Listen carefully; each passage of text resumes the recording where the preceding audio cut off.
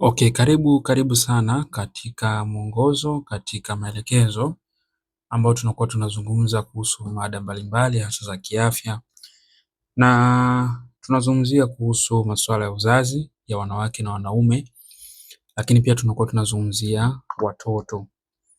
Sasa katika mada ambazo tulizokuwa tumezungumza sana kuhusu matatizo ya wanawake, tukazungumza sana kuhusu matatizo ya wanaume.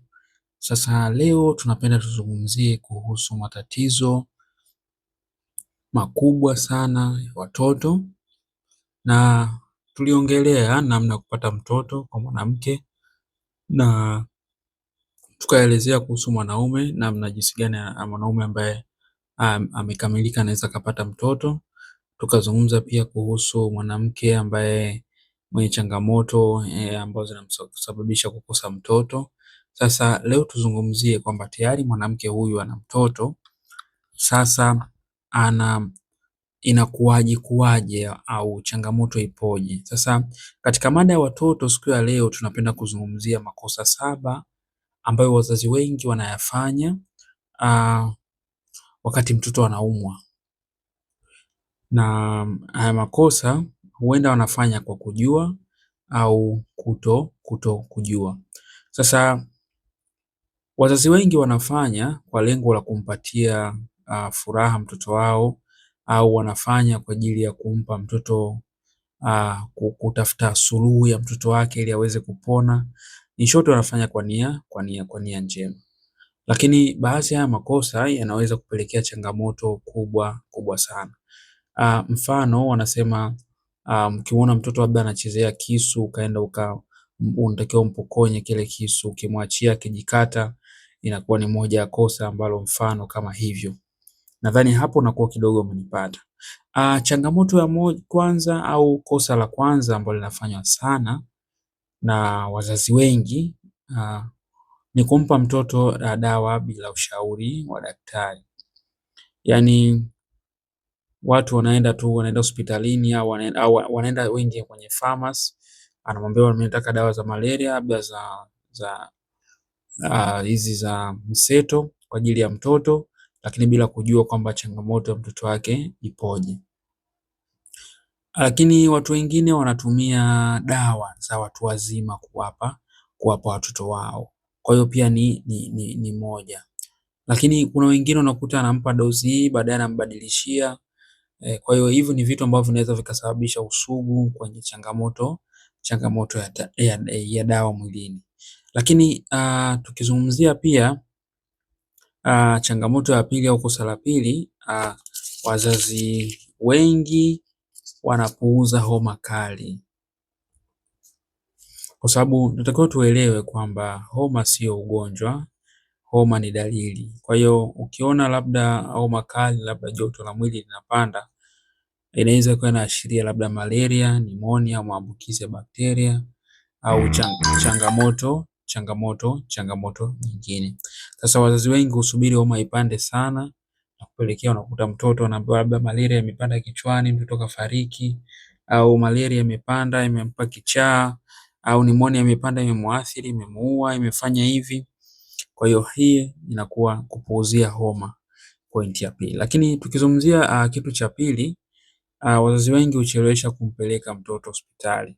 Sio familia zote, ila familia nyingi, kwa sababu wanakuwa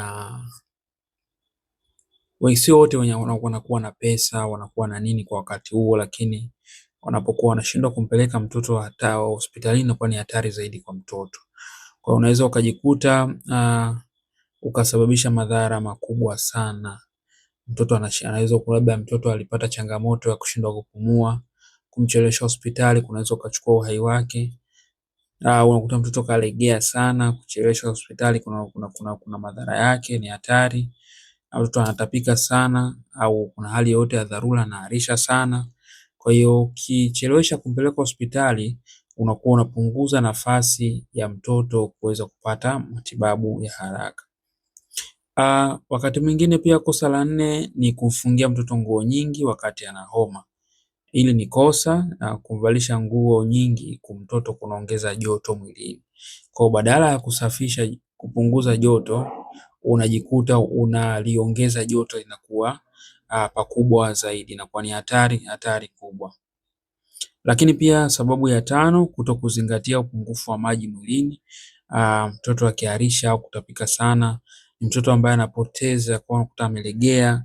Kwa hiyo kuchelewesha kumpeleka hospitali kunakuwa kuna madhara makubwa sana, kwa sababu mwili unakuwa unapoteza maji haraka, au unaweza wakati mwingine akapata mshtuko au akapata degedege. Umeona, hiyo pia ni kitu hakifai kwamba kutokuzingatia upungufu wa maji mwilini. Na wazazi wengine wanatumia ile oro ile kumrowekea, kumchanganyia kwenye maji ili kumuongezea nguvu, lakini mtoto wako anatakiwa apate maji mengi ya kutosha. Lakini pia sababu ya sita ni kusikiliza ushauri usio wa kitaalamu. Unakuta mtandaoni tu umefuatilia, umekuta ushauri ambao umepewa lakini sio wa kitaalamu. Mtu labda aliandika tu lakini bila ushauri wa kitaalamu, yani hauna uhalisia. Sometimes sio kila ushauri ni sahihi. Dalili zinaweza kufanana lakini chanzo kikawa kiko tofauti. Yani unaweza ukajikuta kuna baadhi ya dalili zinaendana lakini kitu viko tofauti. Kwa hiyo ni vizuri zaidi kupata uchunguzi wa kina. Lakini pia sababu ya mwisho au tunasema tamati ya saba, kuto kumaliza dozi kwa ile ambazo wamepewa. Mfano labda ameenda hospitalini au amepata matibabu fulani au ya tiba asili au tiba mbadala anatumia, lakini maambiwa bwana dozi yake ni siku 90, wewe ukampa dozi labda siku 30 tu, nyingine hujaweza kuimaliza. Kwa hiyo hiyo inakuwa unampunguzia vijidudu labda changamoto yake, wale bakteria wanashindwa kufa wote kwa pamoja, na tatizo linarudi kuwa kubwa zaidi. Na tatizo mara nyingi linaporudi linakuwa kubwa sana.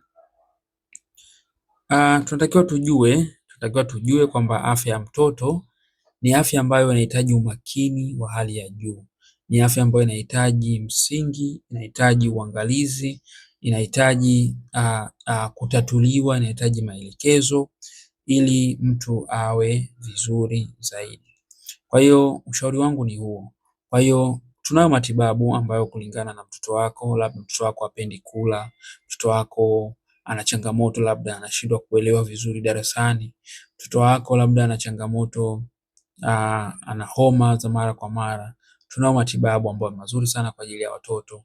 Hata wale watoto ambao tayari wana sickle cell, watoto wana magonjwa ambayo hayaishi, watoto wamepooza, watoto ambao unakuta labda wana upungufu wa kitu fulani, sisi tunao matibabu ambayo yamelenga kusaidia changamoto kama hizo. Kwa hiyo unaweza kama umeipenda nakala hii, basi usisahau kulike, kucomment, lakini pia usisahau kusubscribe na kushare kwa mtu ambaye unatamani ajue kitu ambacho umekijua wewe siku ya leo.